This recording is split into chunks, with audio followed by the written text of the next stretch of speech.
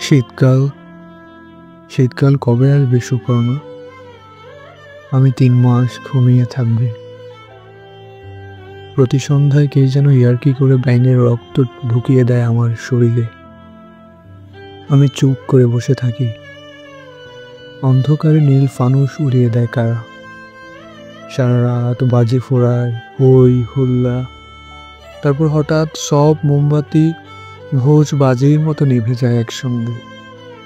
উৎসবের দিন হাওয়ার মতো ছুটে যায়, বাঁশির শব্দ আর কানে আসে না।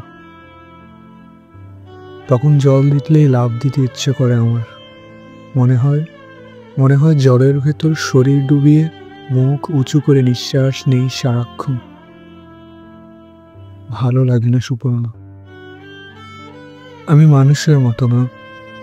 আমি মানুষের মতো না। আলো না, স্বপ্ন না। পায়ের পাতা আমার চওড়া হয়ে আসছে ক্রমশ। ঘোড়ার খুরের শব্দ শুনলেই বুক কাঁপে। তরবরে নিঃশ্বাস ফেলি।